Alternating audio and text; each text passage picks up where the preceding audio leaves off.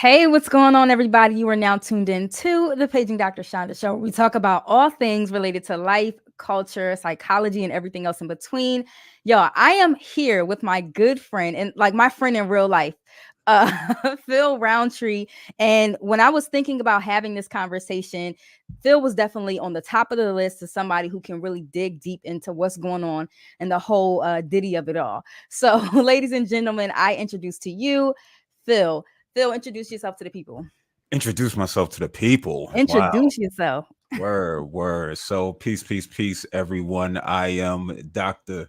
Philip Roundtree, My Philadelphia. bad. Yeah. You gotta put some respect on my name, My man. bad. Listen, no, because we was together in the trenches. You We was here were. We before I were. was You knew me doctor, when I before was you was doctor. exactly. We was just regular, Sean and Phil. You know what I Right, mean? So exactly. that's the game. But I am Dr. Philip Roundtree, Phil_Roundtree. Feel free to give your brother a follow. Right. Philadelphia, born and raised. I am a scholar activist, so I'm a professor. I be out in these activist streets. I am Right. I am a therapist. I'm a podcast host, so check out Rhetorically Speaking and hashtag You Good Right. Man both on YouTube or wherever you're streaming your content. And listen, man, I'm just somebody who is down for the people, down for the cause, man. So I appreciate you. You know, it's nothing but love. I'm super proud of you, even though you be fronting on the brother. I see the penthouse background that you got popping off. That's just not something that you add to the background. That's just real life. So Oh no, we don't add that in post. That's real life. That's that's not added in post. exactly, that's the real black excellence, right? Nah, but I appreciate you for having me to discuss. I know we joking a little bit right now, but to have a conversation on something that's serious and real. For real. Yeah. No, I appreciate you for accepting the invitation. I know you're super busy, so to have you grace this platform, I think that myself as well as the Foxhole family, we're greatly appreciative of that. No So doubt. let's hop right in because like you said, you have a plethora of knowledge. You teach people all the time, and so I think that a lot of people are going to gain from this conversation. So we're talking about Diddy. We're talking about someone who was deemed as a mogul in our community. Before we get into the not so good parts or the bad parts, the horrific parts of the situation, I'm wondering from your perspective, what would you say he meant prior to everything that's recently coming out? So first, I want to say, like part of the issue that I have is I won't be referring to him as Puff, Diddy, as Love. His name is Sean Combs, right? Period. And so when we talk about this idea of like cognitive dissonance, right, part of that is being able to somehow, detach the person from the celebrity, right? Yeah. And so we need to be mindful of that. Like Sean Combs did this, Yeah. all right, and everything that we're going to be discussing. And so, because that we're talking about the impact of accountability and what have you. So for me and mine, I know I use Sean Combs because even if, and that's the thing, like people know him as Diddy, as Puff, as whatever. But if Sean Love. Combs, Yeah. exactly. So if Sean Yeah. Combs pops up, unless you see him, it's just going to be, hey, you might not pay no mind for those who Hmm. haven't followed his career for the last 30 or some odd years. So that's why I think Hmm. it's important to to use his government name. Yeah. Now, to your question, what was your question again? No, I think that's a great point. Because you talk about cognitive dissonance, we're going to definitely hop into that. But what did you think from your perspective, Sean Combs, what did he mean to the community prior to like everything coming out, like with the influence that he had, the impact? I mean, when we talk about Sean Combs' impact, he was a music mogul, right? He Yeah. delved into fashion. He influenced us in those ways, and in those ways only, from my perspective, right? Hmm. He was a part of some of my favorite songs that I enjoy. Even though, again, we talk about cognitive dissonance at 40 years of age, I can say that some of them were problematic. But when we look at it, when Yeah. we look at like black culture, specifically entertainment, Hmm. he's played a significant part. So I got Biggie up in the background, my Funko Pop. He was influential in bringing Biggie to the forefront for whatever that's worth. So he's been Yeah. influential in bringing people to the forefront in the entertainment space. Yeah. And I think that's what makes it so difficult, right? Because, like you said, like we see him as being this person who is this mogul who revolutionized hip hop, arguably, some would say, and also seeing this behavior that he's recently bit that has recently surfaced. So I'm wondering from your perspective, like what were some of the thoughts and the feelings that came to mind when you saw the video, or if you saw the video, if you chose to see the video? Yeah, I mean, so first for me, he's Yeah. just a man, right? He's just a Hmm. man. He's fallible like everybody else. So because of his status, because of his wealth, I'm anti-billionaire for sure. You know what For I'm saying? sure. So for even from that standpoint, I think he's been problematic in my eyes. And then we Can we hear stay about there? Stay there. Stay you there. Stay there. Good. stay there.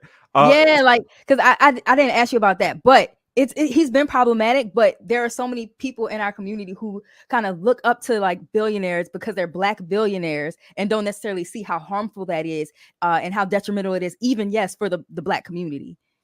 Yeah, I mean, I think it was AOC, and I'm sure she heard somebody else say it. You know what I mean? But you don't make $1 billion. You take $1 billion. In order Mm, for you to have $1 billion, there's individuals who have to get the end of the stick. That's yeah. just what capitalism is, right? I Mhm. remember when I used to wear Sean John fashion, right, and I'm paying $70 because Jay said we another problematic person. You can't wear button ups no more. You know what I mean? I mean, you can't wear jerseys no more. So I went and Right. got button ups. I got me some Sean John joints. They might have been $50, $60. Well, overseas somewhere they're being paid 10 cent, $2 Yeah. in order to make these, in order for them to accumulate wealth. Right. And so, yes, somebody has to get the short end of the stick. We've seen it Mhm. throughout his career. Everybody who's ever worked with him or worked under him has had an issue with him, right? You think about, I was just listening to a podcast. He bought Biggie's masters for $20,000, right? He owns 20,000. Biggie 20,000. He owns Biggie's masters and he paid $20,000 for something that's worth seven figures. And then you look over the course of time, you look at Mace. Mace has consistently had an issue with him. Mhm. You look at Sean, you look at the Locks, who's been vocal, and we talk about hard, quote unquote, street dudes, right? Who for Yeah. some reason, this is where we got to get out this idea of because he dressed nice that he not slimy. Mhm. You know what I'm saying? Like we could Mhm. look at Suge Knight and we could see him wearing his red and looking big and as this monstrosity, but Puff is just as conniving, Yeah. right? And just as shady and just as harmful. And so yeah, he made his money off the backs of the people. You know what I mean? And now what do Mhm. we get from it? We get a more money, more problems. You know what I'm saying? Right. We The Diddy dance bop. to it. Right. Exactly. We get that, but is it worth the trade-off? So when I say he's problematic as a billionaire for sure, but for me, he's just a man who makes music. I Yeah. think people fall trapped to and understandably so, because we know what music means to black folk and the Mhm. vibrations and what it has meant, ancestrally for us. Right. And so I understand why it's so significant. We got soundtracks to our lives. There's certain songs that I can't listen to Carl Thomas, My First Love, without shedding a tear. You know what I mean? Because we recognize the influence and the time in our life when we engage with music and specific music. So Yeah. yeah, he plays a part in that, but we got to be mindful that he's just Sean Combs, a man. I think because of the idolization that happens, especially like in our community, when we see somebody make it, we put them on that pedestal. It becomes like aspirational for a lot of people, and also that creates this sense of, like you said, that cognitive dissonance. Can you describe to the people like what that is and how we're kind of seeing that manifested? Yeah, I mean, what we talking about where somebody's beliefs and actions just don't align, Yeah. right? So you could be like, yo, listen, I know that cigarettes are harmful for me, but I'm smoking. You know what I'm saying? Yeah. So it's this disconnect between thoughts and beliefs and what one's actions are, right? And so again, we talking about hip hop culture. I don't listen to too many pods, but I was just listening to a pod and they was talking about Diddy, right? Mhm.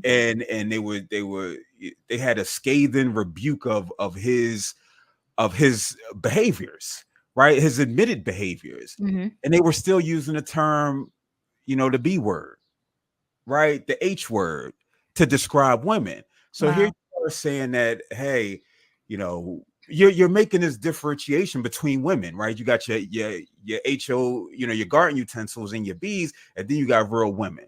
That's Mhm. cognitive dissonance, right? Right. And then especially when you start speaking of, oh, we need to protect women, but yet the language that we use isn't protective of any capacity. And so that's what we're also seeing here.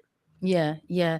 That they're separate, and also like we're trying to integrate it in our minds, like trying to kind of see them as. So I'll give you an example, and also a question. Mm.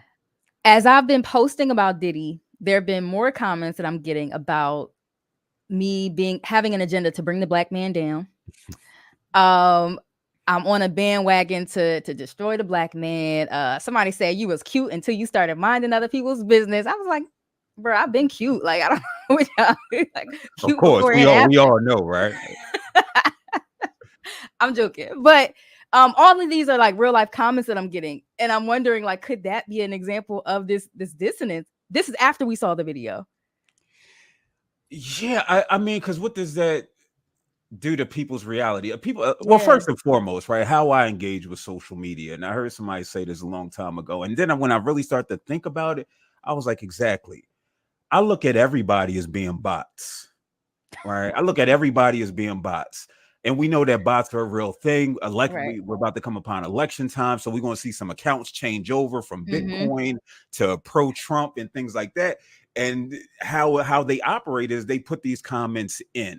And so once I started thinking about, hey, you know what? These aren't real people. You click them, they don't have a Avi, they don't have a Right. profile pic. They got it's just like, huh, are they real? So that's Mm-hmm. helped me in my engagement or lack thereof on social media with folk. But yeah, listen, man, but let's just say these are real people, Yeah. right? When we think about enslavement, right? There was black folk who were overseers, right? Yeah. Who did the Yeah. master's bidding for them, right? We see that in present day. And so Mm-hmm. if you're talking about somebody who I like, who I love, who I'm aligned with, yeah, allegations aren't going to be enough. And I'm sure we'll talk about that. No, I need to, and it reminds me of this Dave Chappelle skit, right? From the Chappelle show when he was talking about Robert Kelly. He was like, listen, what I need to see is, I need to see Robert, he needs to be urinating. I need to see his grandmama in the background with a blindfold, with the mask on. Right. I need to see his driver's license for me to say that it's him.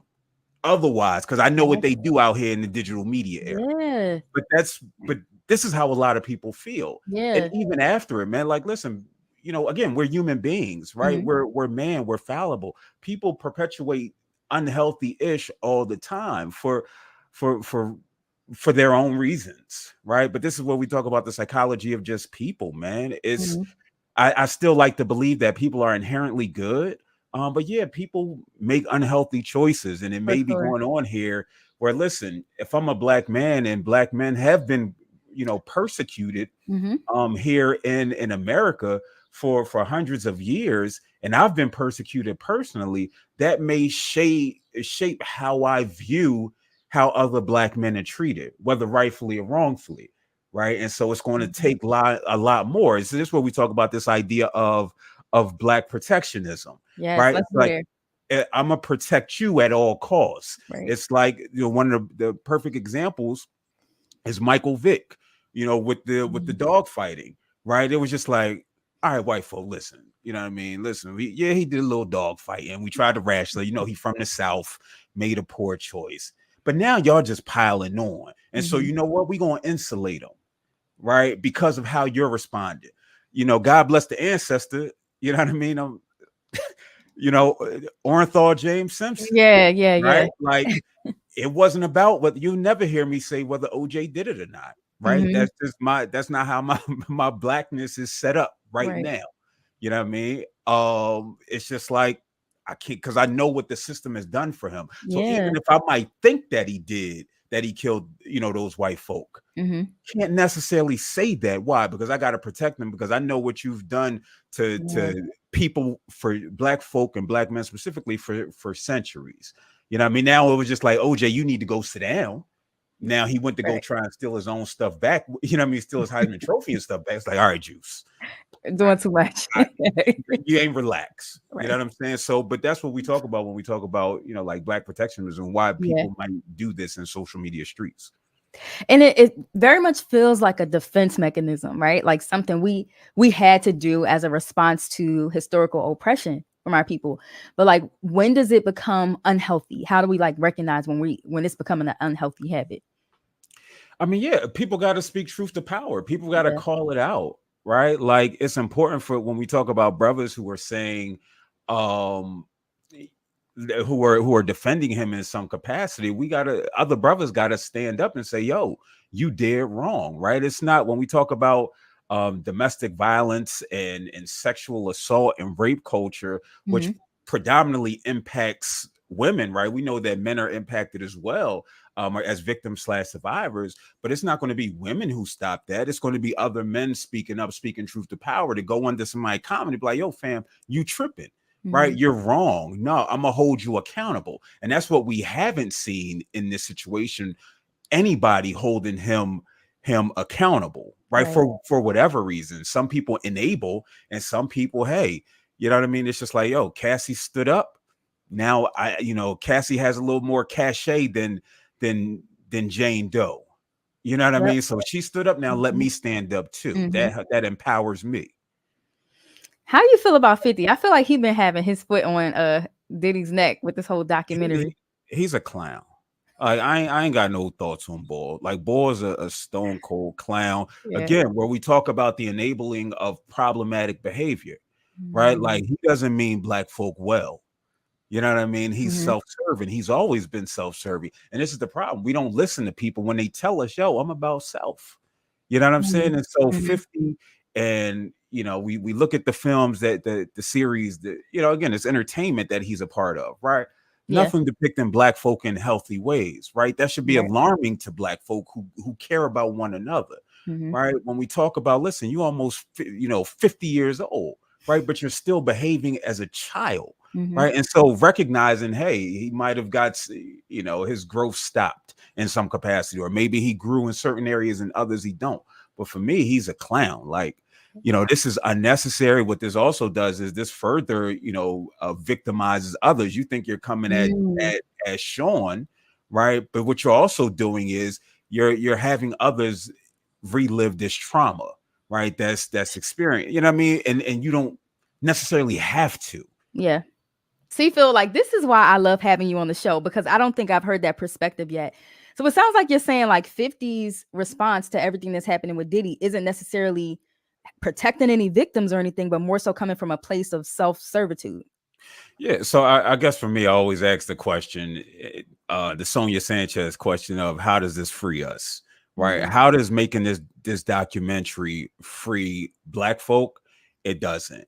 Yeah. How does it aid the survivors slash victims? Because I think it's important to recognize they both have been victimized by him, but they're also survivors as well. Um, when I think about, the comp that I have for that is the surviving Robert Kelly. I didn't watch that, right? Neither whether part one or part eight, one Really? through eight, I didn't watch any of that, right? But apparently there were survivors that are on there were able to speak their truth Hmm. about what took place, and that may be cathartic for them in some capacity.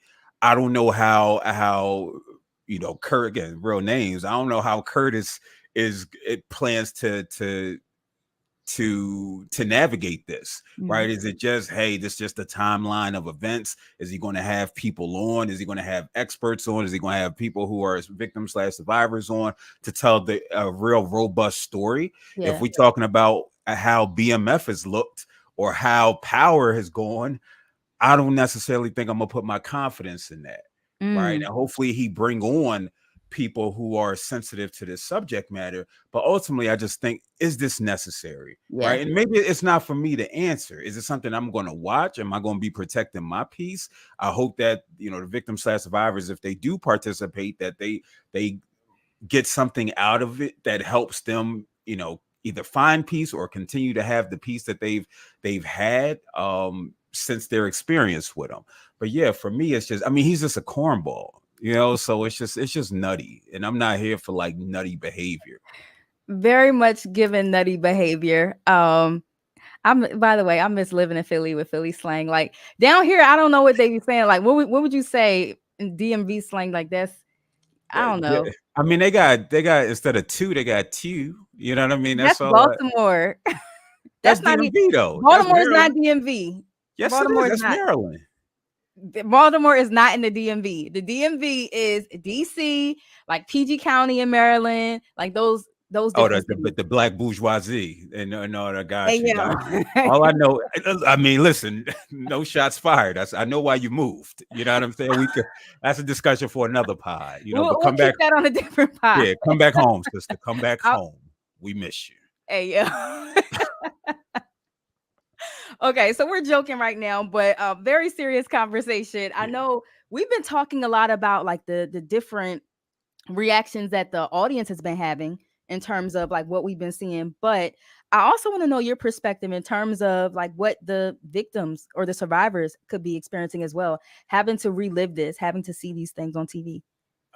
Yeah, that's a sensitive one. I don't know Yeah. if I'm necessarily qualified Okay.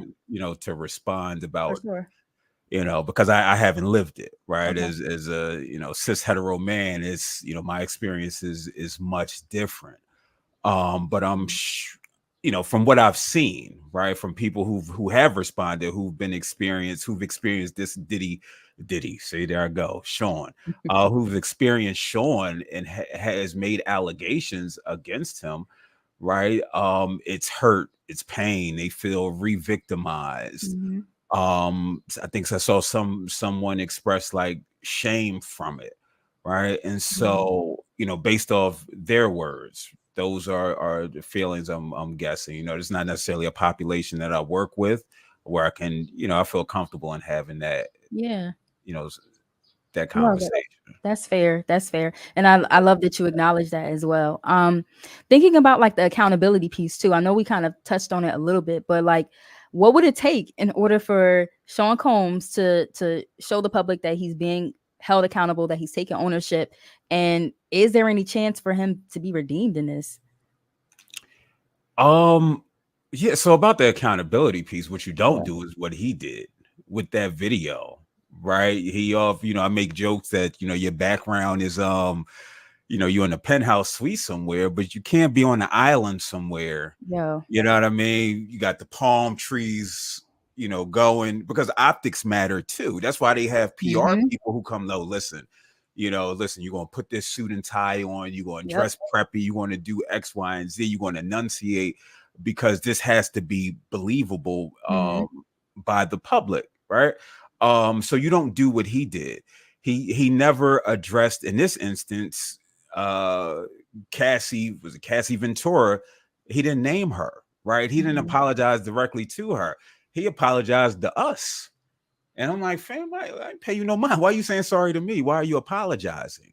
Right? To the world Yeah. for what they saw. Again, it's this disconnect, right? It's where Yeah. like that's not accountability. You need to name it. You need to speak explicitly as to what was on the video, right? Mm-hmm. You need language. Listen, I grabbed her, I kidnapped her, I punched her.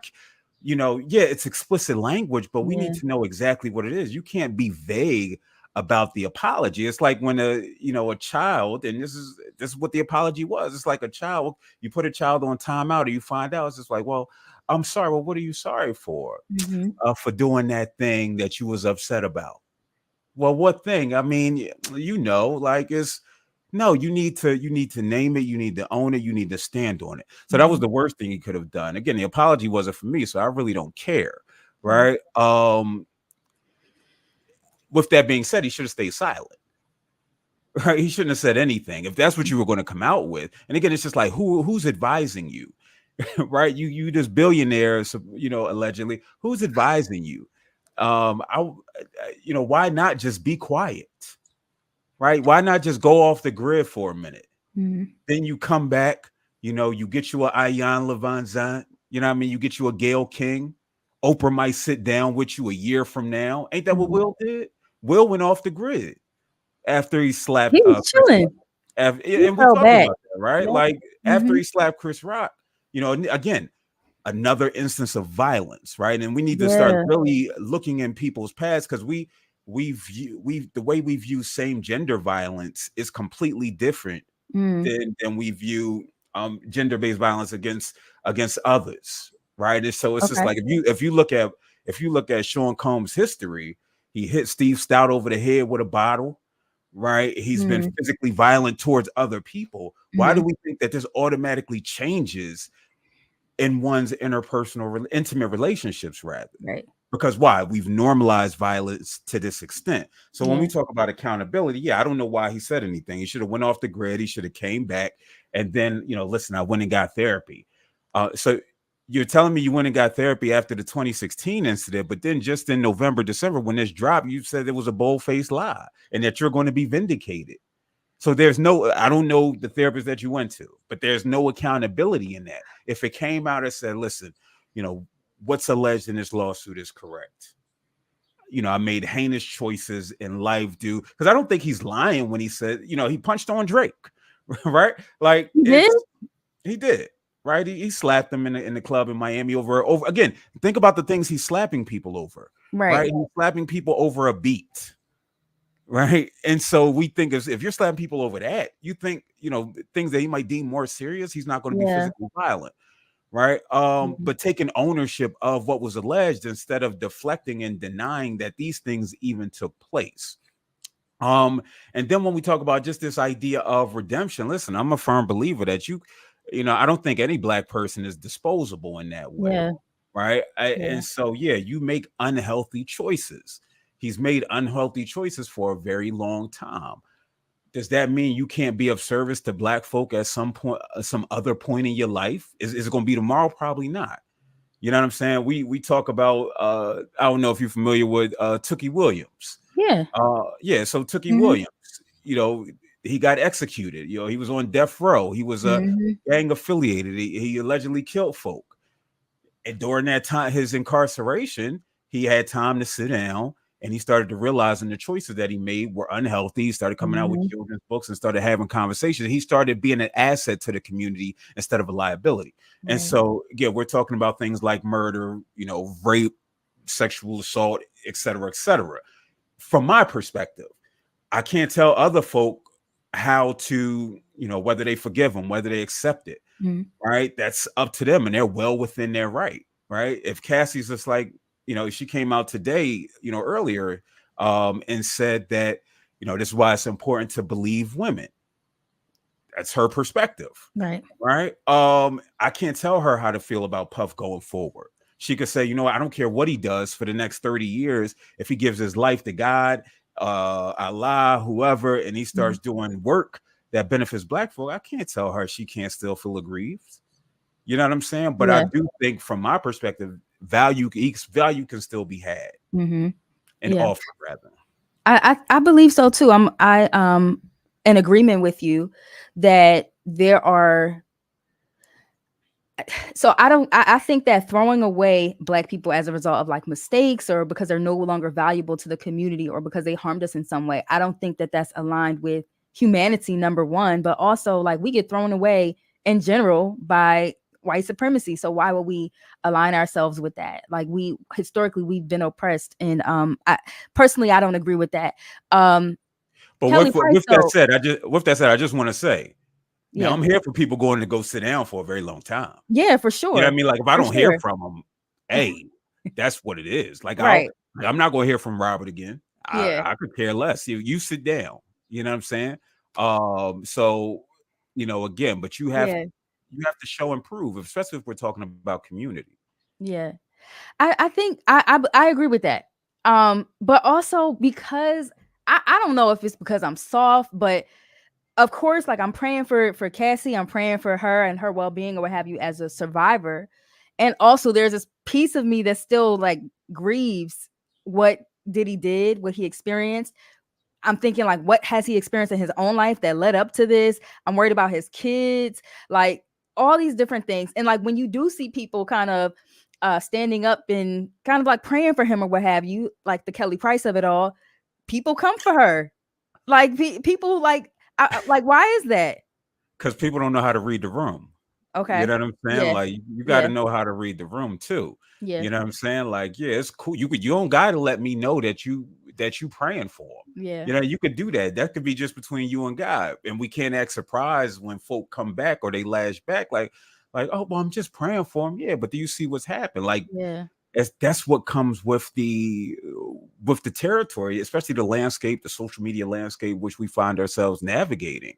You know what I'm saying? And so, yeah, when you come up with, there's a part of me that empathizes with him as well, right? So again, I keep bringing up Robert when the stories came out that he was sexually abused when he was younger, and folks say, Mhm. "Well, it's your trauma, it's your responsibility," which Mhm. again puts the onus on the individual. When we start looking at the community and the collective, Right. like how we may necessarily have failed the victims slash survivors of those impacted by Robert. No different than here. We've enabled Puff, right? Absolutely. I went and bought No Way Out when it dropped for $13.99 from Sounds of Germantown. That Mhm. money went right to his pocket. That money influenced his ego, right? Mhm. I'm not explicitly condoning him, sexually assaulting, being domestically violent towards, the women and men in his life. It's not just women Yeah. that he's victimized in some capacity, but I'm enabling it, right? And this is what we find ourselves up against, right? We want to reduce harm,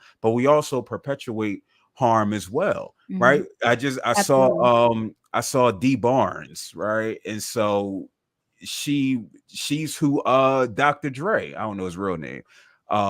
She's who Dr. Dre beat up. Dr. Dre just got Yeah. a humanitarian whatever award named after him at the Grammys or whatever award show it is. Mhm. And it's just like, well, oh, and but this goes to how society is. You give us Absolutely. some, you give us some headphones, right? And you give us the Mhm. Chronic 2001, and we here for you. We right Mhm. back. We won't forget what you did. And D Bar said, listen, this reminds me of what Bull did. But we Yeah. don't pay her no mind because why? Society doesn't take women serious, let alone believe them. Black You women. know what I Yeah. mean? Yeah. What is D Barn? I'm not familiar with her. Is she black? Yeah. Okay. Yeah, Yeah. yeah. But he And has it. a history of being assaultive. Michelet, it's something Yeah. in Yeah. there, right?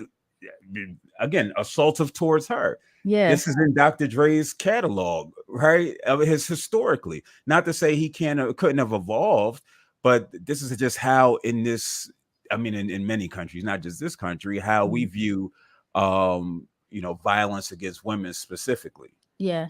Yeah. And going back to what you said, I know I'm kind of jumping all over the place. But you were even talking about how like there is this we see there's a significant difference in how we see individuals who assault other men, so like same gender assault versus like assaulting someone of the opposite sex. And so if we're going to hold people accountable in our community, how can we start to kind of reframe how we're seeing violence?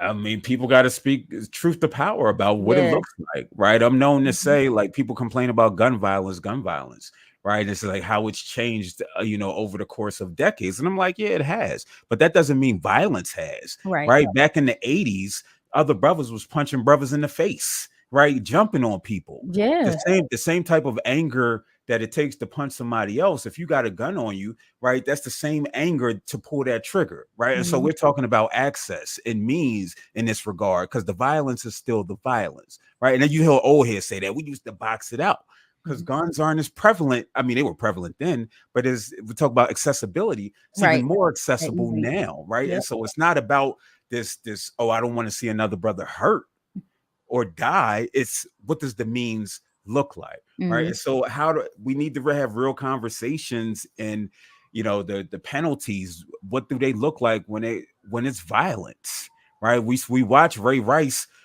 you know some people will say, I'm not one of them, right? They say what Ray Rice did on video, literally knocking his wife, his girlfriend turned wife, out on the elevator and knocking her unconscious, and Yeah. then picking her up and carrying her out was more egregious than what Sean Combs did, right? And now he'd end up not playing football again after that, right? But he's still going on, and I believe he got treatment and he started to work through things. But Mhm. how are we viewing this? Right? Who else has he been punching out? We have these aggressive, violent sports, and we're like, oh my gosh, how can this football player punch his wife?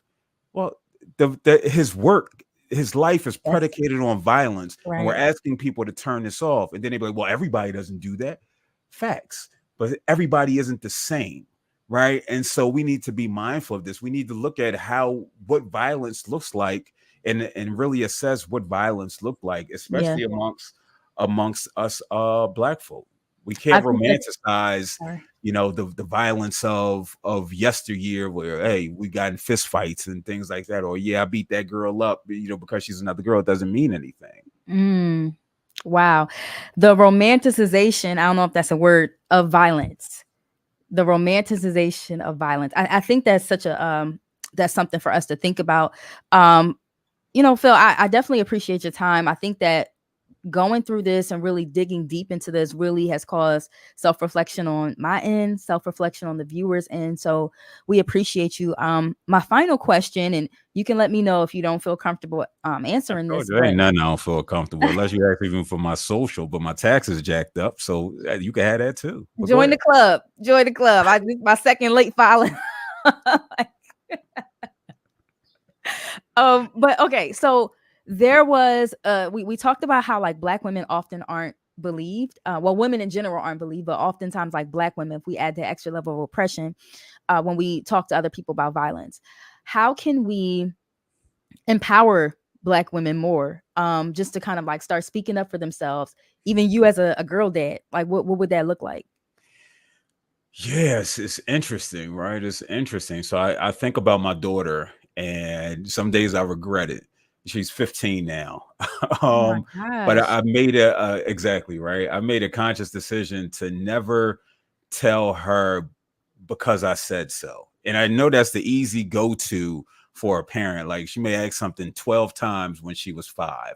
And it's just like I'm gonna answer it 12 times. Yeah, I'm gonna try to control my emotions as I'm answering it, not to get frustrated. But she's asking me because she's inquisitive about the world around Mhm. her, and her trying to make sense of things, right? And so for me, I never wanted to stifle her voice because the world is going to try and do that.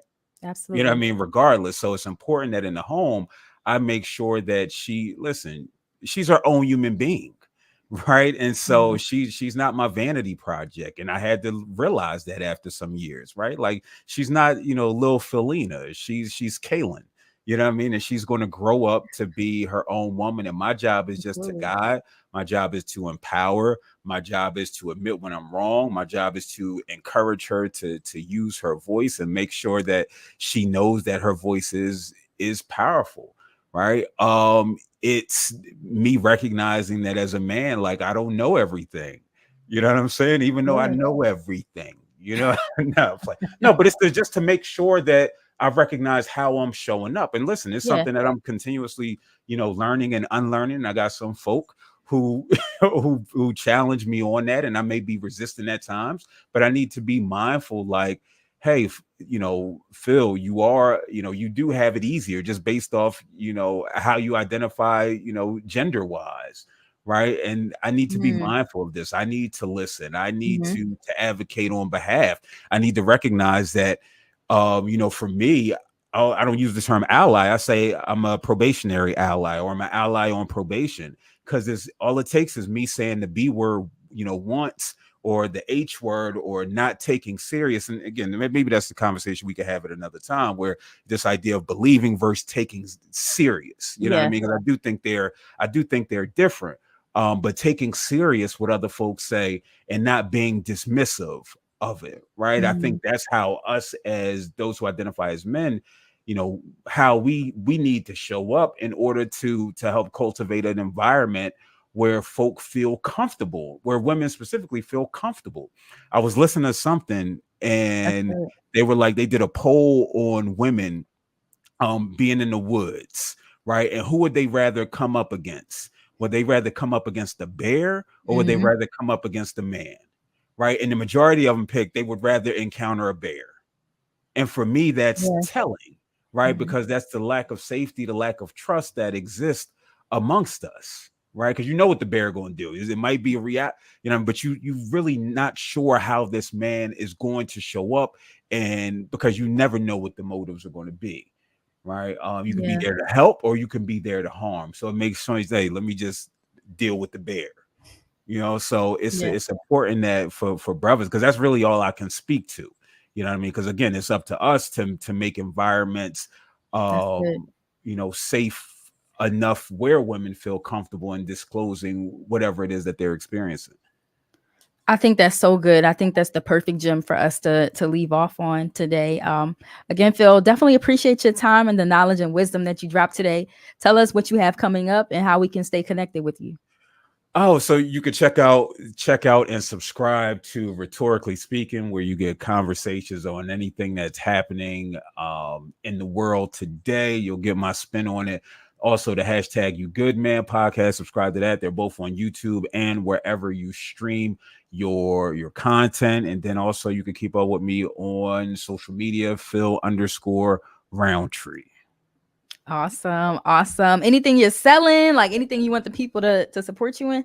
I mean, if you see the merch, if you like the merch, feel free. Again, you can go to my Instagram to see how you can do that. Because if I try to spell out quantifyllc.net, which is Q as in quail, UAD as in dog, EFY LLC.net, it may take a long time, but I just did it. So now you can go on there and There you you can go. go get you a Black Healing Matters tee. This is what depression or this is what anxiety looks like. Tee, hoodie, racer tank, fitted hats, all that. So feel free. Love it. And they're good quality t-shirts because I had it on the other day. I'm like, wow, there's a good quality t-shirt. Where did I get this from? That's And I that's remembered.